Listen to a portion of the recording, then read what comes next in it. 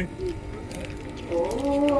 यो भूतं च भव्यं च सर्वं यश्चाधितिष्ठति प्लीज बढ़िया स्वर्यस्य थोड़ा सा च केवलं तस्मै ज्येष्ठाय ब्रह्मणे नमः। यस्य भूमि प्रमान्तरिक्षमुतोदरं दिवं यश्चक्रे मूर्धानं तस्मै ज्येष्ठाय ब्रह्मणे नमः।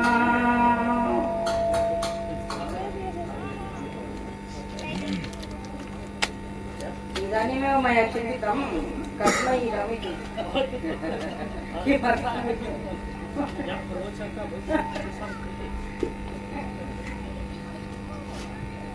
अस्य सार्थकत्वं किमिति चिन्तितं मया। मंच पर उपस्थित आचार्यगण, विद्वज्जन एवं सभा के अधिकारीगण तथा दूर दूर से पधारे हुए आर्य विचारों से ओतप्रोत भाइयों एवं बहनों, सर्वप्रथम तो हम उस परमपिता परमात्मा का धन्यवाद करेंगे जिन्होंने इतने सुंदर कार्यक्रम को आयोजित करने की शक्ति हमें प्रदान की। इसके बाद इस आर्य समाज को बनाने का संकल्प जिनके मन में आया उनको हम दूसरी बार धन्यवाद देंगे। इस आर्य समाज को बनाने वाले वैसे ये सभी लोग 3 बच्चों ने मिलकर के इस आर्य समाज को मुख्य रूप से बनाया। उनका सहयोग करने के लिए और भी लोगों ने बहुत कुछ अपना अपना सहयोग दिया। सभी लोगों ने, उनके साथी जो विद्वान हैं, स्नातक हैं, उन्होंने भी दिया। కానీ అందులో ముఖ్య రూపంగా ఆచార్య ప్రద్యుమ్న,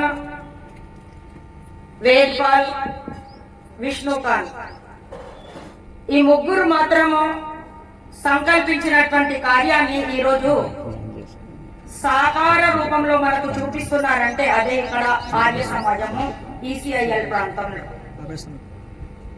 ఈ ఆర్య సమాజాన్ని స్థాపించి వాళ్ళు ఆర్య సిద్ధాంతాల ప్రచారం చేయడానికి కొన్ని సంవత్సరాల నుండి వాళ్ళు ప్రయత్నం చేస్తూనే ఉన్నారు. కానీ దానికి ఒక స్థిరమైనటువంటి ఒక స్థావరం ఉండాలి. మనకు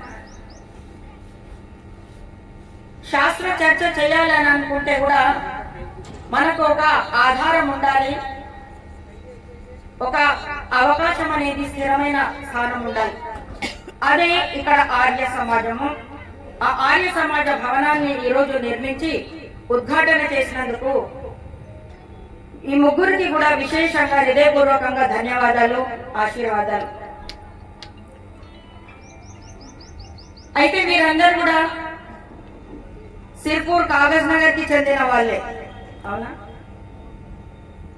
అయితే వాళ్ళని చూసి నాకు ఒక మాట గుర్తొచ్చింది. हम वो कागज नहीं जो हवा के झोंके से उड़ जाएं, हम वो मील के पत्थर हैं जो कुछ जमीन पे गड़ कर के भाग्यनगर का हम भाग्य जगाएं।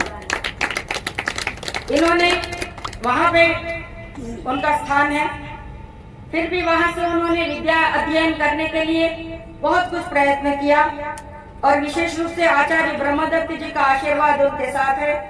इसीलिए उनको यज्ञ ब्रह्मा बना करके और भरपूर आशीर्वाद देने के लिए उनको यहाँ पर उन्होंने बुलाया। तो इस कार्यक्रम को वो भाग्यनगर में आए। भाग्यनगर के माध्यम से उन्होंने अपना भी भाग्य जगाया और आर्यजनों का भी भाग्य जगाने का पूरा काम उन्होंने आज किया।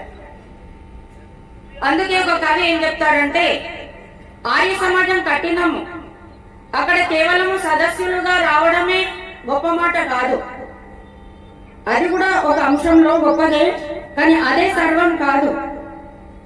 మరి ఏంటంటే ఇక్కడికి వచ్చిన వాడికి దొరికేది ఉంటుంది కానీ పోయేది ఏముండదంట. అందుకే ఏమన్నారంటే आर्य समाज का होना ही कुछ होना नहीं है, यहाँ पर आना पाना ही पाना है, कुछ होना नहीं है. ఇక్కడికి వచ్చిన తర్వాత మనకు దొరికేదే ఉంటుంది. అజ్ఞానం అనేటువంటి అంధకారాన్ని దూరం చేసినాక మనకు దొరికేది ఏంటి చెప్పండి? జ్ఞానం, సంతోషము, సంతృప్తి. ఇవన్నీ కూడా దొరికినప్పుడు ఇక మనిషికి ప్రపంచంలో ఏది అడ్డు ఆపు ఉండదు. అందుకే కదా మహర్షి దయానంద సరస్వతి వారి యొక్క జీవితాన్ని మొత్తము సత్య జ్ఞాన ప్రచారం గురించే మొత్తం సమర్పితం చేస్తున్నాడు దయానంద సరస్వతి. అందుకని ఆయన గురించి ఏమంటున్నారంటే సత్య సే జన్మే హువే తుమ్ సత్య మే లయమాన్ బన్ గయా జీవన్ తుమారా సత్య కా అభియాన్. సత్యం గురించే ఆయన జీవితం అంతా కూడా ప్రయత్నం చేసి ఎంత గట్టిగా సత్యం పైన నిలబడి ఉన్నాడంటే ఎవరైనా కూడా నా వేళ్లను దీపము ఒత్తులలాగా చేసి కలిసినా పర్వాలేదు, కానీ నేను మాత్రం సత్యమే చెప్తాను. పక్క వాళ్ళతో భయపడి, ఎదుటి వాళ్ళతో భయపడి నేను ఎప్పుడు అసత్యాన్ని సత్యం అని చెప్పను. సత్యము ఏదైతే ఉందో అది ఒకటే ఉంటుంది. ఆ సత్యమే నేను అందరికీ తెలపడానికి ప్రపంచంలోకి వచ్చాను అని అతడు చెప్పినాడు. तो आज ये आर्य समाज जो है सारे संसार का पथ प्रदर्शक बन गया है. बचपन में हमें एक छोटी सी कविता सिखाई गई थी, 2 पंक्तियों की है, आप लोग भी कुछ लोग जानते हैं. उसमें कहा ऋषिराज तेज तेरा चमोर छा रहा है, तेरे बताए पथ पर संसार आ रहा है. ओ दयानंद, आपने जिस रास्ते को हमें दिखाया, जिस मार्ग पर चलने के लिए आपने हमें प्रेरणा दी, तो उस मार्ग पर हम आज चल रहे हैं. हम ही नहीं बल्कि सारा संसार उस मार्ग पर चलने के लिए आगे आ रहा है. आज देखिए एक एक चीज को आप गिन करके देखिए, हर जगह दयानंद सरस्वती का जो सिद्धांत है, आर्य समाज का जो सिद्धांत है, वही हमें दुनिया में दिखाई दे रहा है. आर्य समाज ने कहा योग करो, आर्य समाज ने कहा ध्यान करो, आर्य समाज ने कहा यज्ञ करो, आर्य समाज ने कहा गायत्री मंत्र का जाप करो, आर्य समाज ने कहा सबको पढ़ने पढ़ाने का समान अधिकार है, और आर्य समाज ने कहा केवल उसमें पुरुष वर्ग ही नहीं बल्कि स्त्रियों को भी पढ़ने का अधिकार है, वेद और बच्चों को भी पढ़ने का अधिकार है. जिनको समाज में वंचित शोषित कहा गया है, ऐसे लोगों को भी पढ़ने का अधिकार है. उन्हें कभी आर्य समाज ने वंचित शोषित नहीं कहा बल्कि सभी को समान अधिकार दिया. आप देखिए सारी दुनिया में ये बात चल रही है नहीं. आज बेटी बचाओ बेटी पढ़ाओ का जो नारा दिया हुआ है ना, मोदी जी के आने के बाद बहुत प्रचार में आया है. लेकिन बेटी बचाओ बेटी पढ़ाओ ये केवल ये 10-12 सालों से चल रहा, क्या कब से चला है? जब से दयानंद सरस्वती ने जन्म लेकर के इस दुनिया के अज्ञान को दूर करने के लिए उन्होंने संकल्प किया है, उस समय से ही दयानंद ने नारा दिया बेटा बेटी एक समान, सबको पढ़ने का अधिकार. ये दयानंद सरस्वती ने कहा. तो तब से चल रहा है. आज योग दिवस मना रहे हैं, आज सब लोग यज्ञ कर रहे हैं, संध्या कर रहे हैं, ध्यान कर रहे हैं, चाहे किसी भी नाम से लेकर के ध्यान का केंद्र खोल के रखा हो वो अलग बात है, लेकिन काम चल रहा है. तो दयानंद के बताए हुए रास्ते पर आज सब लोग चल रहे हैं. तो इसीलिए हमें भी चलना पड़ेगा और अपने साथियों को भी उसी मार्ग पर हमें चलाना पड़ेगा, क्योंकि आर्य वही है जो दुनिया के अज्ञानता को दूर करे, जो दुनिया में अभाव है उसको दूर करे, और दुनिया में जो कहीं पर भी बुझदिली है उसको भी वो दूर करके सबके अंदर वीरता को भर दे और उनको आगे जाने के लिए वो प्रेरित करे. वही सच्चा आर्य है. तो यही काम यहाँ पर आर्य समाज का है. उसी उद्देश्य को लेकर के यहाँ पर आर्य समाज खोला गया है. आर्य समाज तो बहुत से हैं पुराने शहर में जिन्होंने रजाकार के समय में बहुत सी प्लानिंग की. उन आर्य समाज की गलियों में बैठ करके कैसे हम निजाम का अंत करें और कैसे हमारा हिंदू राज्य आए और उस हिंदू राज्य को शुद्ध करके फिर हम आर्य राज्य उसको कैसे बनाए, ये सारा प्रारूप जो है उस समय पर तैयार किया गया था. आज भले ही पुराने शहर में कुछ आर्य समाज हैं जो बिल्कुल समाप्त प्राय हो गई हैं, लेकिन फिर भी उनके अंदर जिन आर्य समाजियों ने ज्ञान को प्राप्त किया, उत्साह को प्राप्त किया, वो जहां पर भी जाते हैं वहां पर आर्यत्व का प्रचार करने में कभी नहीं चूकते हैं। वो हर जगह आर्यत्व का प्रचार करते हैं और नए नए आर्य समाजों का भी निर्माण हो रहा है। निर्माण तो होना भी चाहिए क्योंकि यह हमारी उन्नति का एक प्रतीक है। तो इसीलिए हम आर्य राष्ट्र निर्माण करेंगे, हम अपने बलिदानों से गूंज उठेंगे अवनी अंबर, फिर सामवेद के गानों से। ఈ విధంగా మన ఆర్యలు కలలుగన్నారు. ఏం గన్నారంటే ఆర్య రాష్ట్రాన్ని మేము నిర్మిస్తాము, हम अपने बलिदानों से ప్రాణం పోయినా పర్వాలేదు కానీ ఆర్య రాష్ట్రం మాత్రము ఇక్కడ స్థిరంగా ఉండాలి భూమి పైన. నేను వెళ్ళిపోయినా సరే నా వెనక వచ్చే వాళ్ళు మళ్ళీ అదే దారిలో నడుస్తూ ఉండాలి, అప్పుడే ఆర్య సమాజం ముందుకు వెళ్తుంది అన్నటువంటి ఒక సంకల్పంతో ఈ కార్యక్రమము ప్రారంభం చేశారు. ఆర్య సమాజ నిర్మాణాల కార్యక్రమాలు అదే క్రమంలో శిబిరాలు నడపడము, అందరినీ కూడా సిద్ధాంతాలతో పరిచయం చేయడము, ఇదంతా కూడా మనకు చాలా అవసరం. వీళ్ళు కూడా सिद्धांत शिविराल పెట్టినారు. वेदपाल, प्रद्युम्न और विष्णुकांत बहुत साल हो गए इन्होंने एक शिविर रखा था बच्चों का, बहुत बड़े स्तर पे रखा। जैसे हम लोग शिविर रखते हैं तो अपने आर्य लोग ही ज्यादातर आते हैं अपने शिविरों में, लेकिन इन्होंने स्कूल के बच्चों को लेकर के एक शिविर रखा था।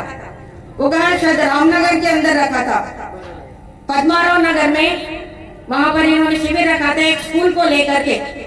और जितने भी स्कूल के बच्चे थे उसमें कौन आर्य समाजी कौन नहीं है वो उसका तो कोई गिनती ही नहीं है उनमें, लेकिन सारे लोग जो आर्य समाजी नहीं है, जो पौराणिक भी हैं, उन बच्चों को भी इन बच्चों ने उस समय पर सिखाया, हमें भी एक बार बुलाया था इन्होंने।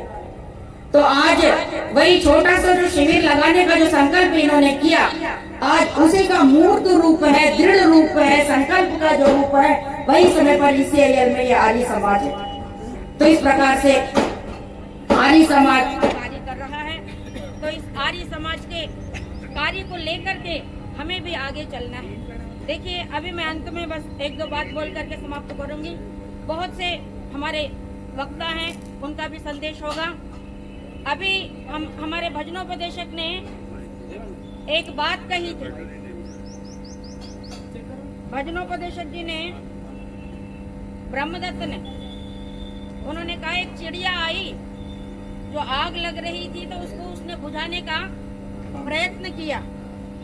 आप भी सोच सकते हैं वो कैसे क्या बुझा सकती है, लेकिन उसका जो प्रयत्न है वो बहुत सराहनीय प्रयत्न है।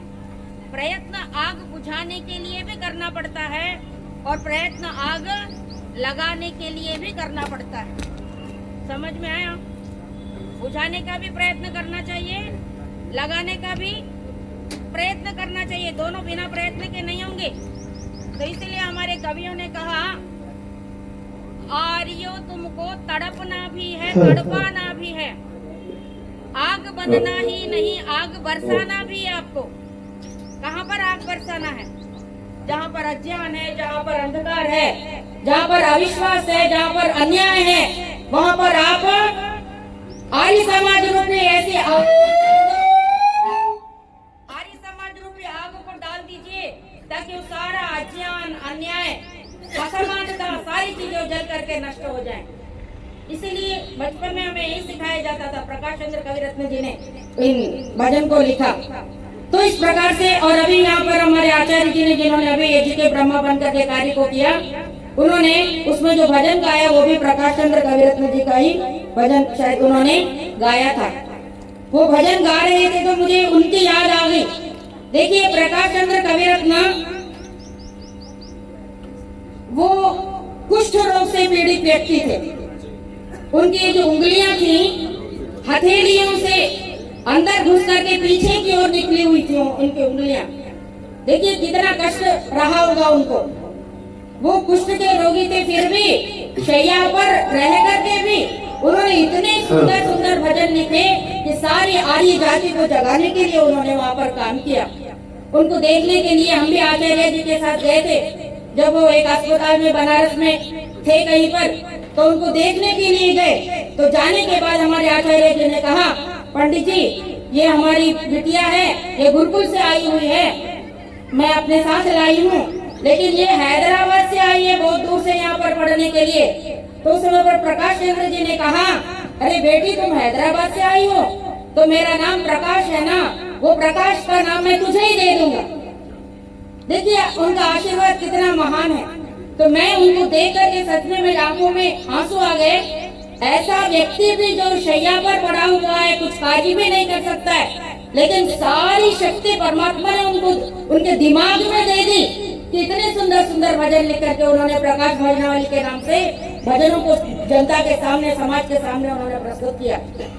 तो इस प्रकार से महान लोग इस आर्य समाज में जन्म लिया उन्होंने, उनकी संकल्प शक्ति है, जिन्होंने संकल्प शक्ति को लेकर के ही इस आर्य समाज के भवन को इतने दृढ़ता के साथ वो आगे बढ़ा रहे हैं। तो आज उसे दृढ़ संकल्प को लेकर के, जैसे कि अपने ऋषियों ने कहा, संकल्प मूलः कामो वै यज्ञाः संकल्प संभवाः व्रतानि यम धर्माश्च सर्वे संकल्पजाः स्मृताः। अगर कोई संकल्प कर लेता है तो कोई कार्य ऐसा नहीं है जो आप पूरा न कर सके। अगर आपके संकल्प में बल है, ताकत है, तो अवश्य आपका कार्य सफल होगा। तो इसी प्रकार के संकल्प को लेकर के यहाँ पर इन बच्चों ने, तीनों ने मिलकर के, प्रद्युम्न जी ने, वेदपाल जी ने और विष्णुकांत जी ने इस कार्य को यहाँ पर किया, प्रारंभ किया। ये कार्य इसी प्रकार से अबाध गति से ये आगे ही आगे बढ़ता चले। इन्हीं शब्दों के साथ मैं परमात्मा से प्रार्थना करती हूँ, परमात्मा उन्हें शक्ति दे, युक्ति दे और भक्ति दे। इन शब्दों के साथ मैं विराम लेती हूँ। ओम शांति।